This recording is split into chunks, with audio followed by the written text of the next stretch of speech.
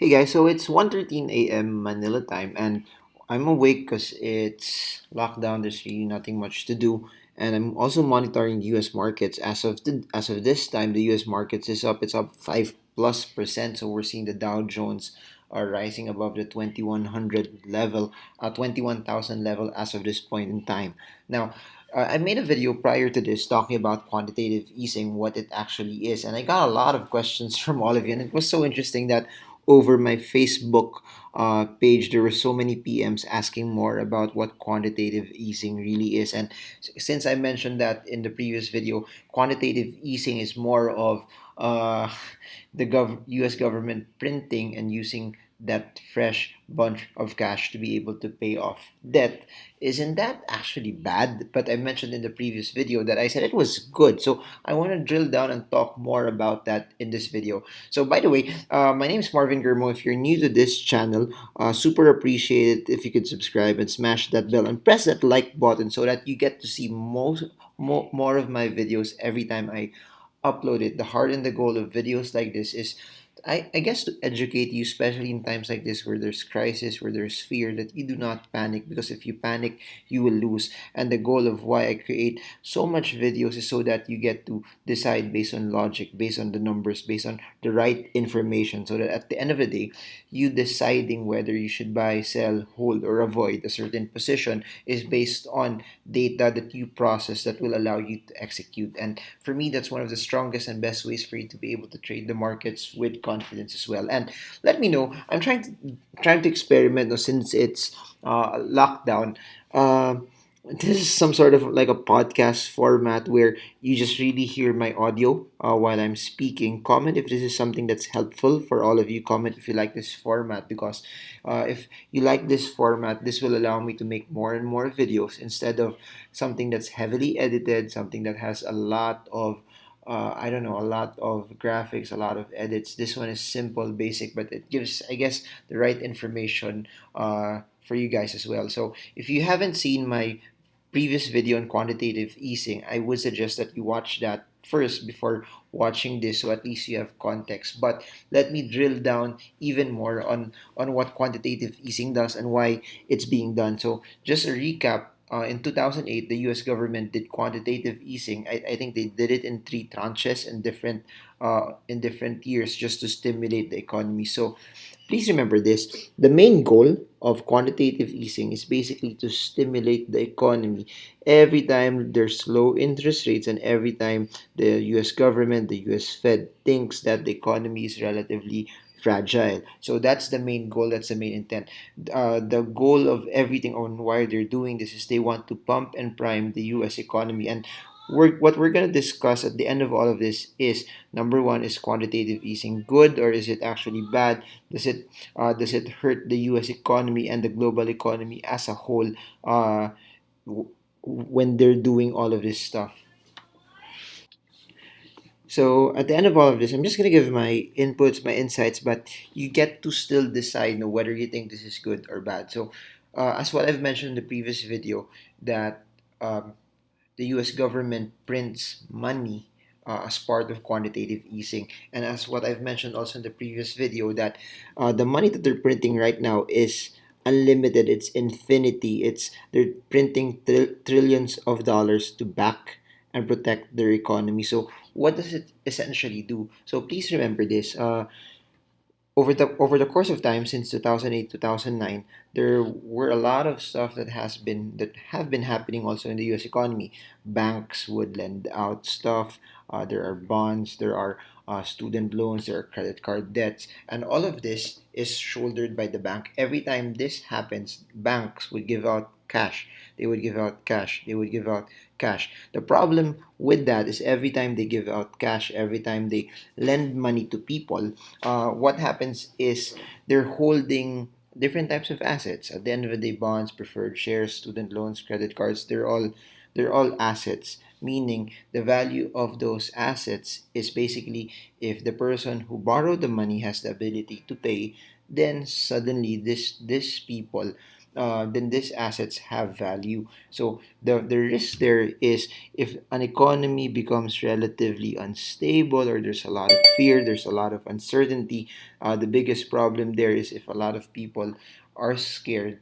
It creates some sort of uneasiness towards the banks. That meaning, if they're holding a lot of these assets predicated on people, institutions paying them, it becomes quite risky if these people who borrowed money won't be able to pay them already, and it becomes a bit risky. So when those things happen, banks suddenly feel that, hey, I have too much of this already and I have less cash. What happens is they in Tagalog, magtitipid sila and they wouldn't want to lend money to a lot of people. So you get the logic. So if they don't lend money to a lot of people, what happens now is basically this: businesses, people who want to buy houses, etc. There will be lesser money moving around. You could also put that in context of what you call a credit crunch as well. When there's a lot of when banks start to hoard cash, or they don't want to release cash because they're strapped with cash and they're a bit scared, or there's a bit of a tension that what if they don't start to pay, then suddenly my assets will be worth nothing, or it will be worth significantly lesser. So that's how debt normally works. The value of the debt is just based on the ability of the person to pay you back as well for that debt that was issued. It works in the same way for bonds, etc. So what I want you to think about when this quantitative easing is also done, it's just like the US government saying that, okay, you can borrow as much as you can, we're going to back it up, we're just going to print as much as you can. So essentially, quantitative easing, when it's done, the US government, the US Fed will just flood and put in as much cash as they can to all of those banks, in sense that they're gonna buy it, they're gonna buy this bond, they're gonna buy this student loan, they're gonna buy this credit card, every those type of debts, they're gonna buy it, and in turn the bank will get the cash that was just newly printed out. Please remember this: the risky thing about that is it's newly printed money that really came from scratch. So essentially, the US government is just making money out from scratch and swapping it for this type of debt. So meaning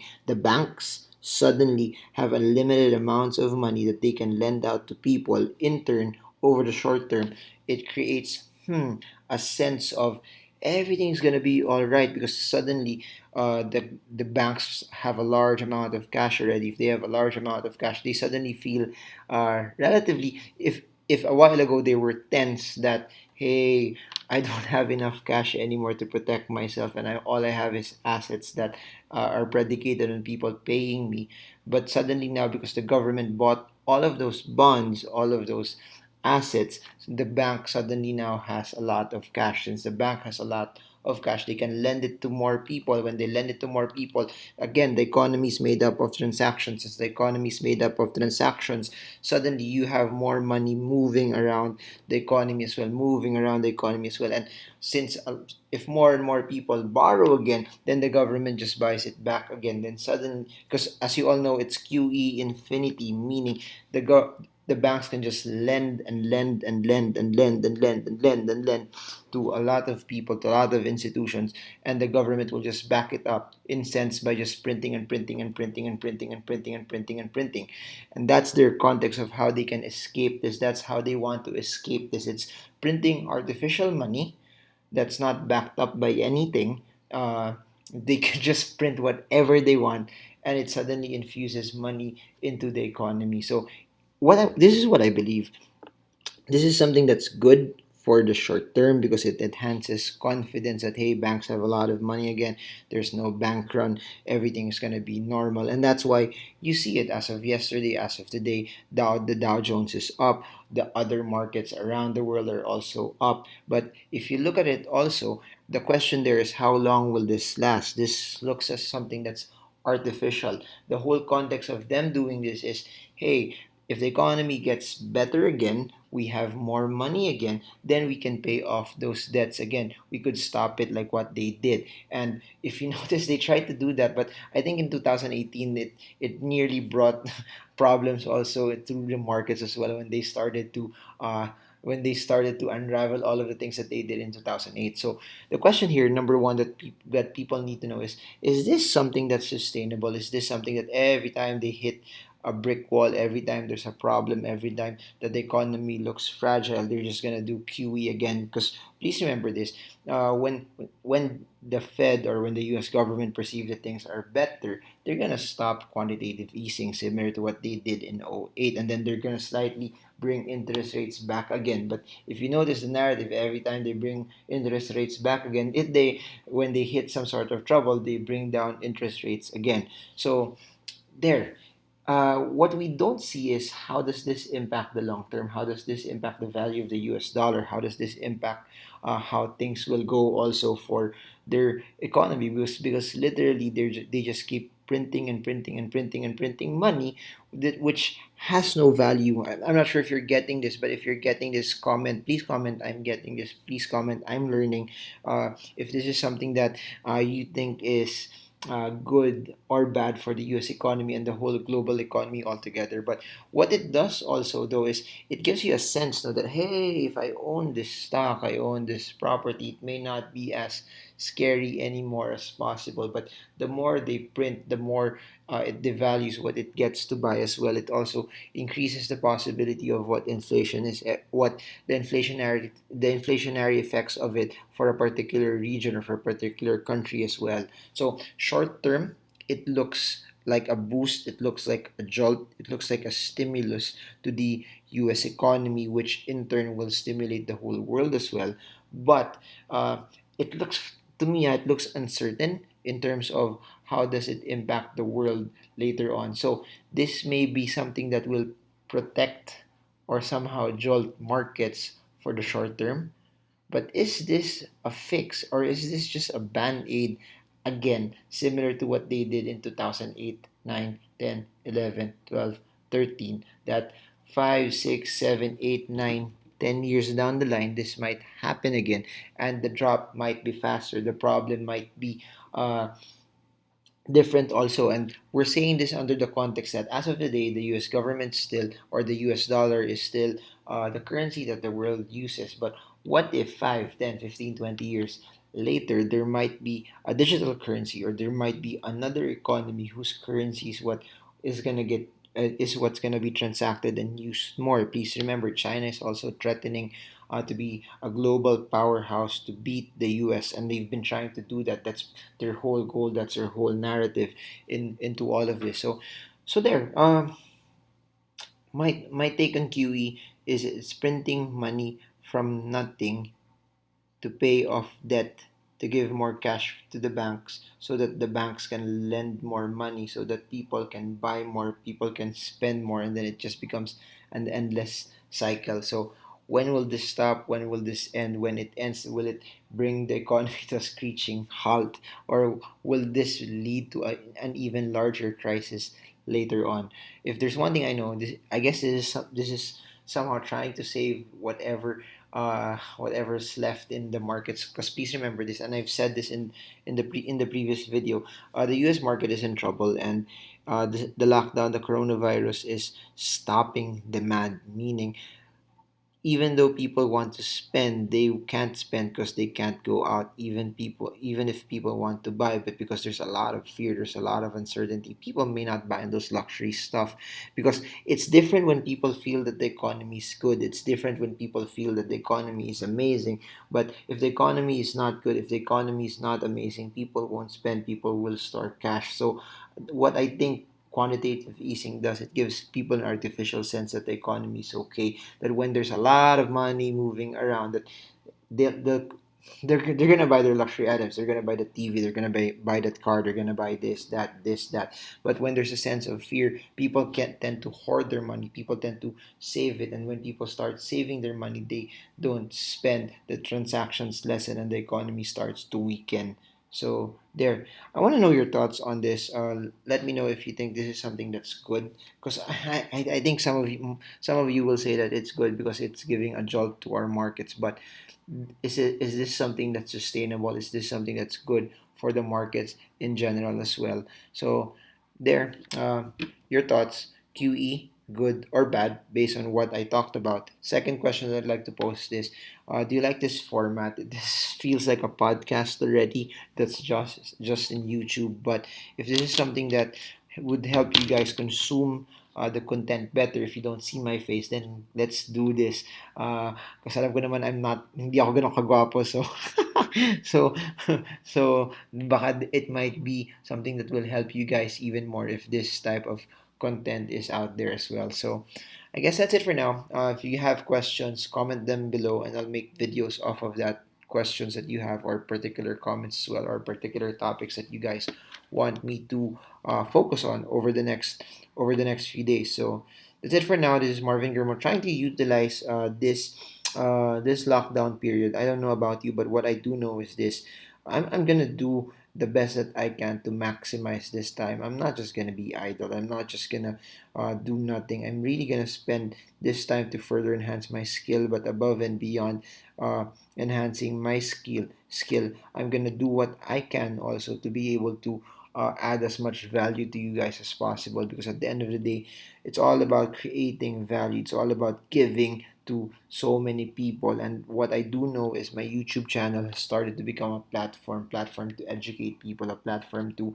reach lives as well. And we are in an era where a lot of people are scared, a lot of people are panicking, and I don't just want to give information. I also want to create something where you guys that are scared suddenly move from fear into faith, into from panic or from being scared into something that will add courage to all of you. That's why if you've noticed it also from the previous videos, we've been featuring different people, different walks in life, different types of successes, different types of opinions. But if you've noticed it also that because they're successful in what they do, you notice that it's all about mindset. It's all about how they perceive things, and as they perceive things in a different light, I hope that you catch it. I hope that you run with it, because if you run with it, it will allow you to be able to see this lockdown not as a crisis but as an opportunity, not as a setback, but as a stepping stone that will lead you higher. Because remember, please always remember this: it's always about taking yourself to the next level. Never settle.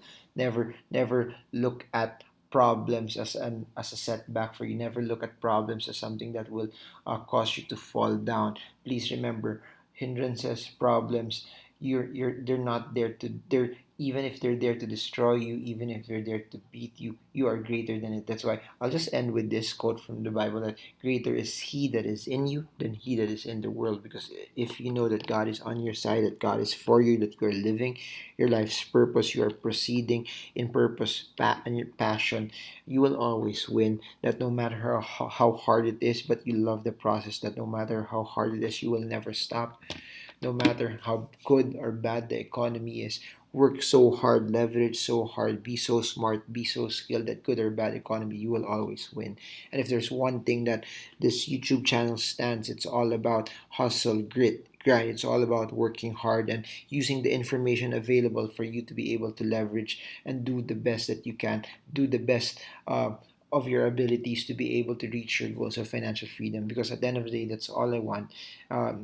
That this isn't just a channel that gives you information, but this is a channel that causes you to execute and act as well. So that's it for now. It's 1:30 a.m. I'm gonna upload this, so this is gonna be posted in madaling araw. So if you guys are watching this ng madaling araw, in Philippine time or Asia, amazing. Comment below if you're from Asia. But if you're from other markets, Europe, US, Middle East, you guys probably are still awake right now. I hope that this adds content clarity to all of you guys as well. So this is Marvin Germo. I hope this video helps you trade well, trade strong, trade smart. See you all again soon, guys, and God bless you all.